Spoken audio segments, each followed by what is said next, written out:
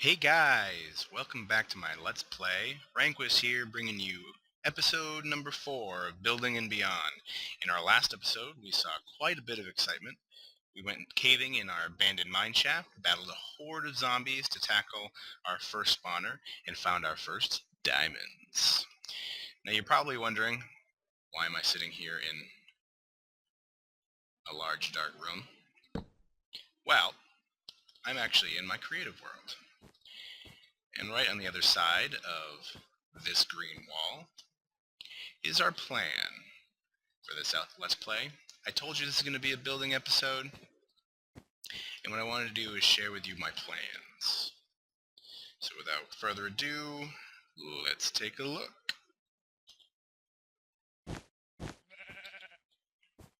Oh, so yes, this here is going to be the gate to our ravine city. Yep, that's it. We've got a ravine right next to our little mini base, and what I want to do is I want to turn it into a giant underground city. Now, not just any city. I want it to be very lush and lavish. I want it to be somewhere with a lot of rich, ornate architecture. And as you can see, I love this stone. The stone brick.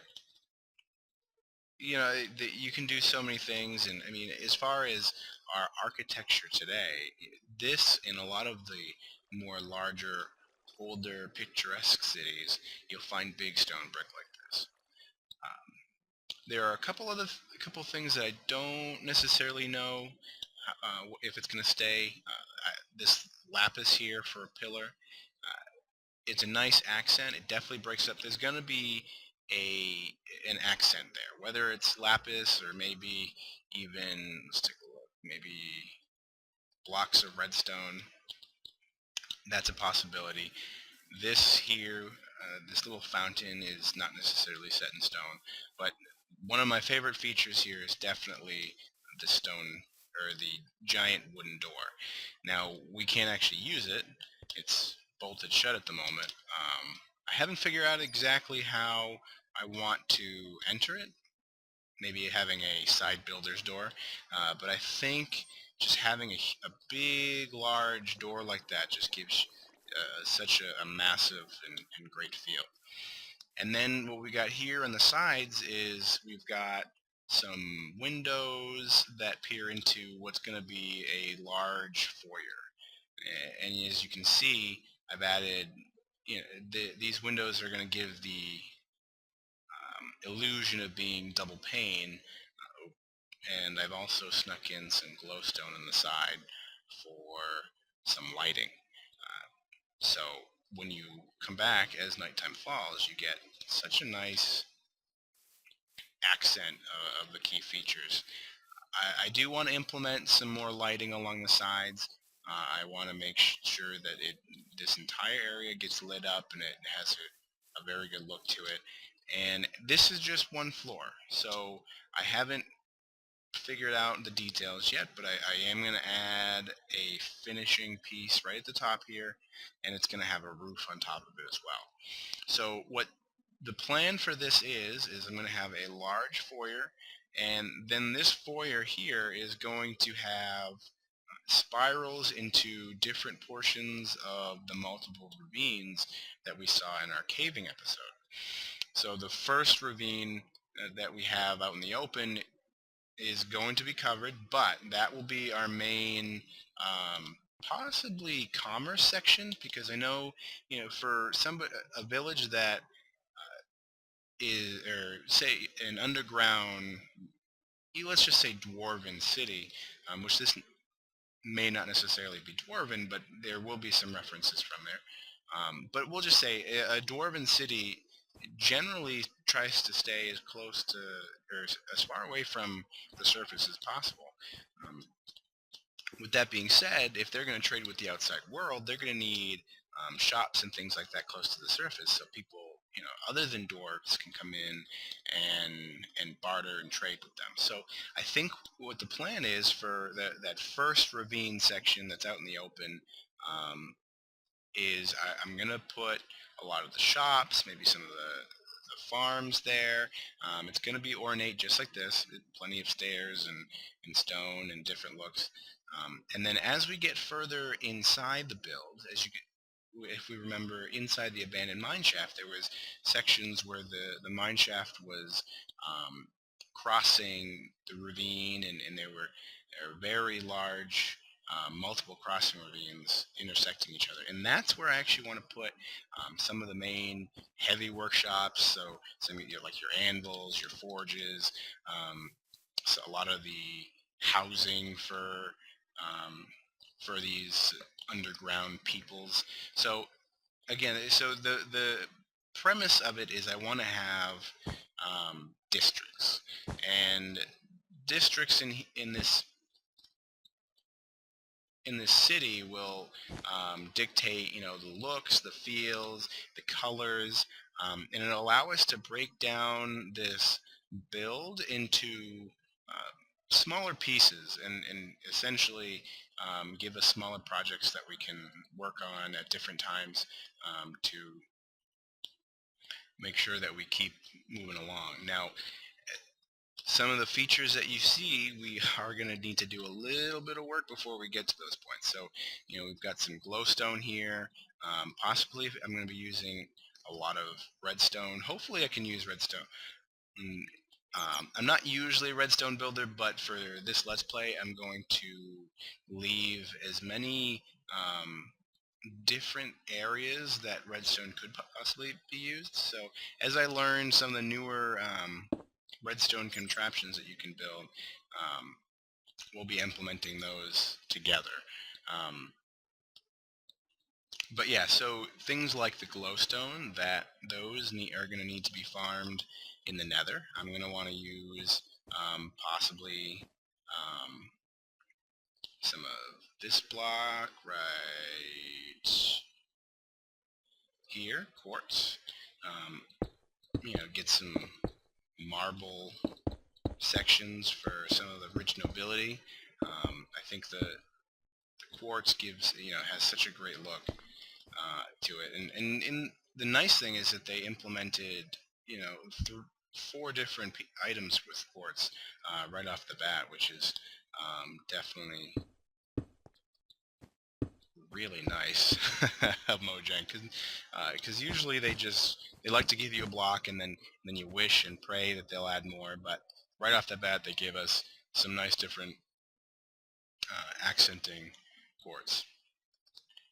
So from here, I'm going to head back into our survival world, and I'm going to show you my plan for where this is going to be. Alright guys, so I will see you on the other side.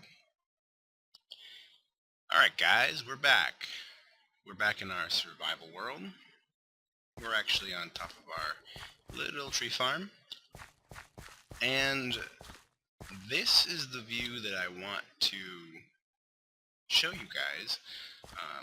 This little channel here in between 2 little hills is going to be the roadway to that large structure, or the front entrance to our ravine village. So down here we'll have our road coming in, and then in between this you'll see that giant massive structure with your large windows and the big door, and the entire ravine will be covered because of it. Maybe we'll have some sections with glass to peer down and up to give it some natural light. But from here, what I want to do is this build will actually probably come back to probably around here. And then from here, what I want to do is dig down and spiral right back into the backside of this ravine. So it's gonna, the tunnels will, all the hallways will be fairly large, growing and expanding until they meet the size of this guy. And then we'll have possibly multiple floors with, roads and balconies going down, having a road right down the middle. And then from here we'll have our entrance into not only the mine shaft, but some of the deeper sections of the ravine, and towards the different districts. So from the top here, we'll have one main section for different navigation, and then I'm going to have different intersections streaming throughout the build to designate, the different districts that we're going to plan on having. So now that our plan is set, the first thing that we're going to need to do is use our diamonds to make our first diamond pick.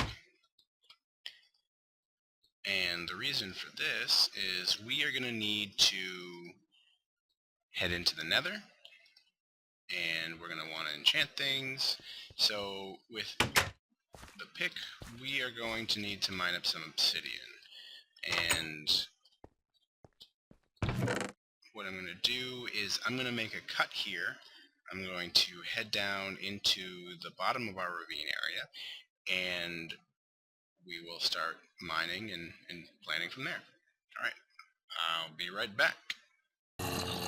So I'm in here in this cave trying to find a nice pocket of lava, and I find myself surrounded by quite a bit of baddies. So I figured I could die here, and what better way to showcase that than on camera for you guys. So let's do a little bit more caving together. Ooh, dude. Yes, fight, fight! Fight!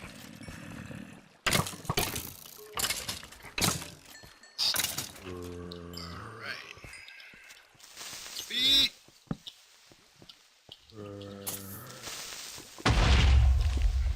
Second.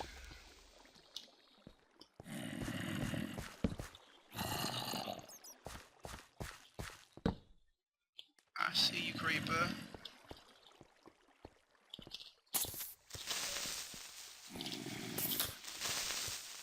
Oh, that's too bad. No music disc for us. Yeah, I did get a bow, though. That'll come in handy.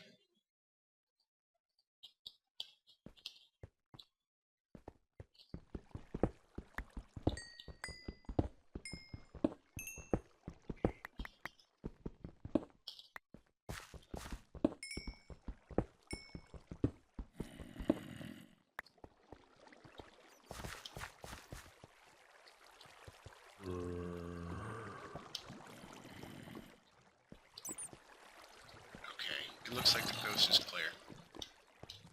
For now. If anything interesting pops up, I'll come back. I'll see you in a bit. Alright guys, so it looks like I found a nice little lava pocket to work with. And what we're going to do is we will mine the obsidian in here enough for two things.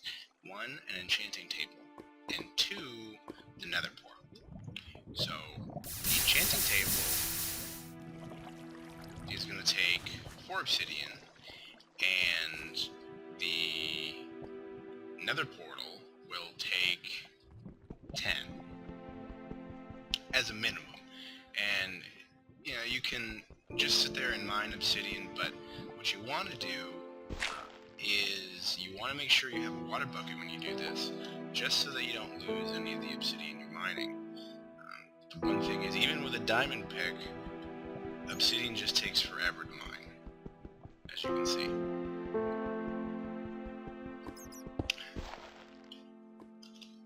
And when you put the water here, what that does is the water reacts faster than the items falling do. So if for some reason there is lava underneath with your obsidian, the water will turn the lava into obsidian before the item can get into the lava and burn away.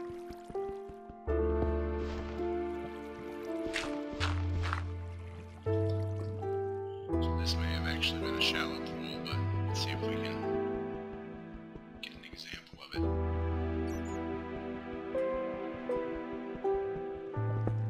Oh, yep, there it goes. See? The water turned the lava into obsidian before any of the items could get to it. So, I have 5 pieces of obsidian. I will mine what we need up, and I will be right back. Hey guys, so I'm back. I had some technical difficulties.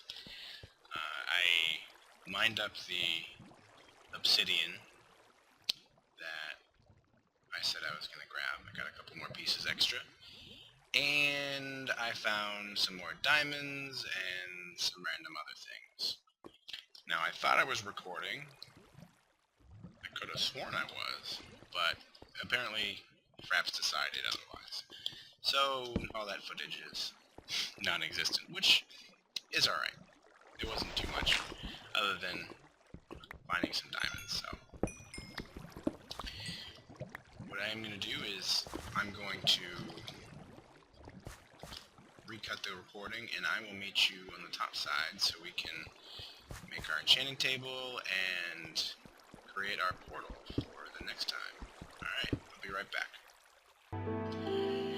Alright guys, we are back outside of our abandoned mine shaft, and we're heading on up. We actually got a very good haul today. We've got some redstone, we've got some obsidian, a decent amount of coal, some iron, and diamonds. So, every time we can get a haul like that, it's a good day.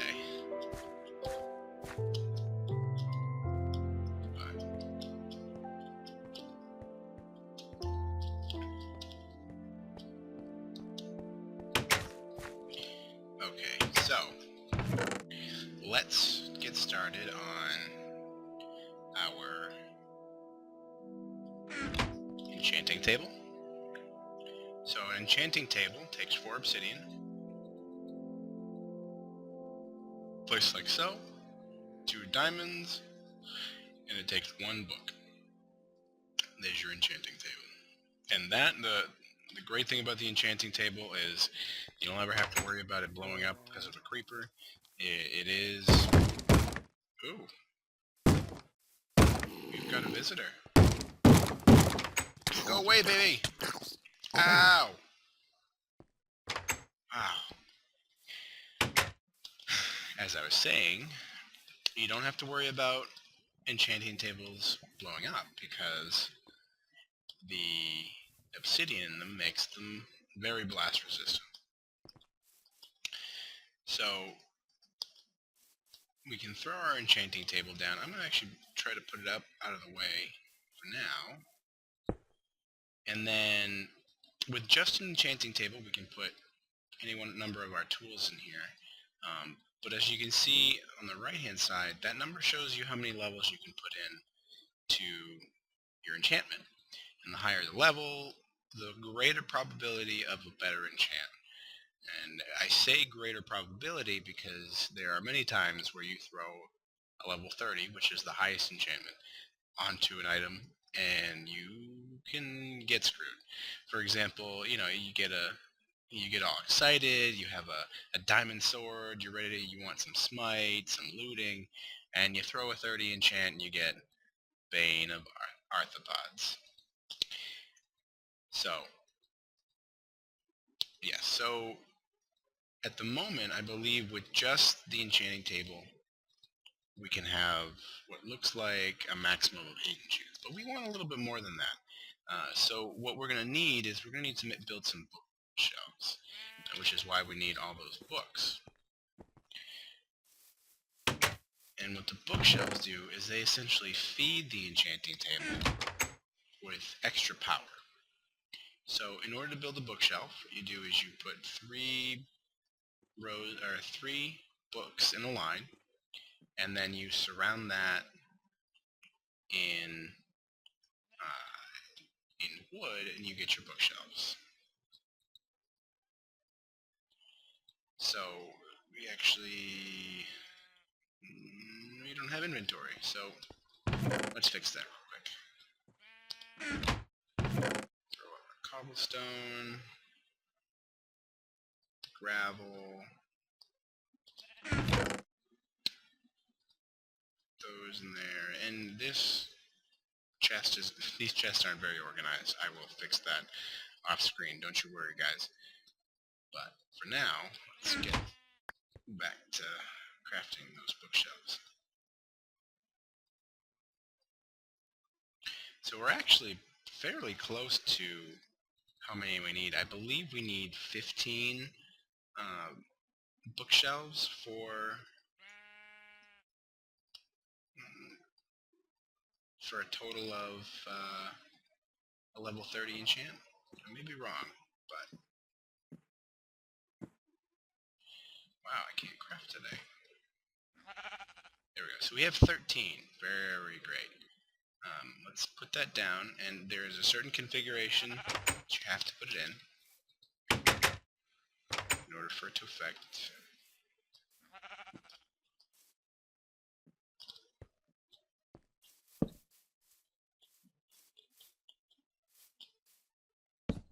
And this is definitely not the time to do that.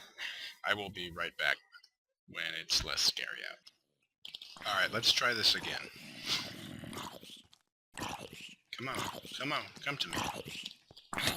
Ooh, dang it.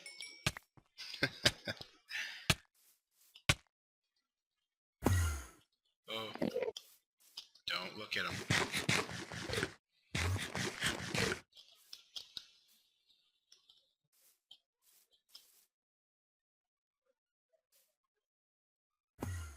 Ooh.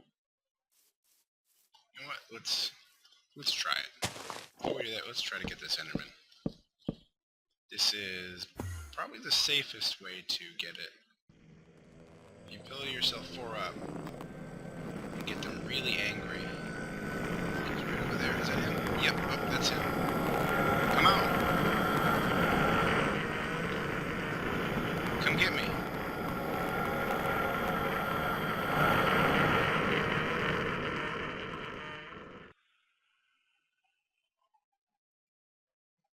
Hello?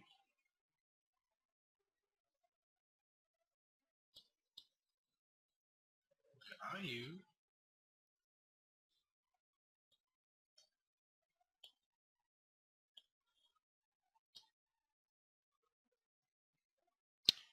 That was probably a bad idea.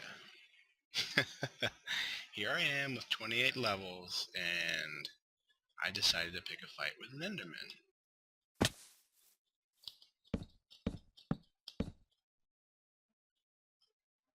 Did he run away? I don't know. I hope so. Because that's really gonna suck. Okay. So, in order to make a enchanting area, you need to put bookshelves 1 space apart from the enchanting table. And you can only go up to 2 high. And as you can see, those little, what look like little letters absorbing into the book, that is powering up the enchanting table. So now, when we put our pickaxe in there, we get up to a maximum of 26. You can use an item to cycle through, and it looks like 26 is going to be our maximum. So let's try to get some letters that we may like.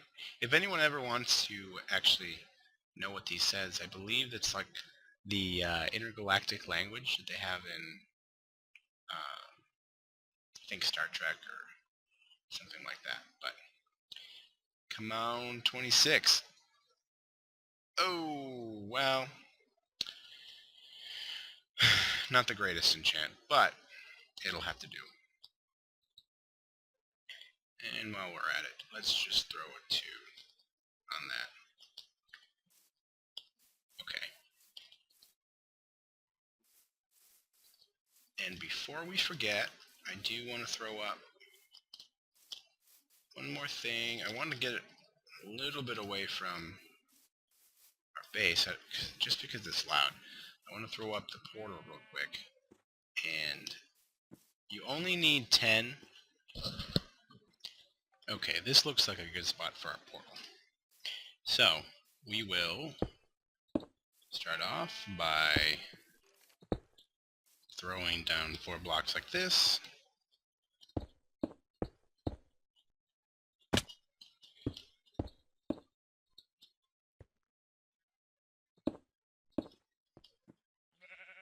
And there we go. So there's the frame, and we need one more thing before we can go into the Nether. Throw down this. Can never remember. There we go. We need a flint and steel.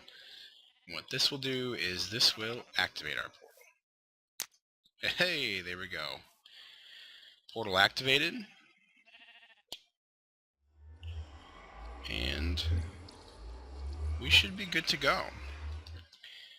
But that's going to do it for this episode, guys. Thanks for watching, and we will see you next time. Bye.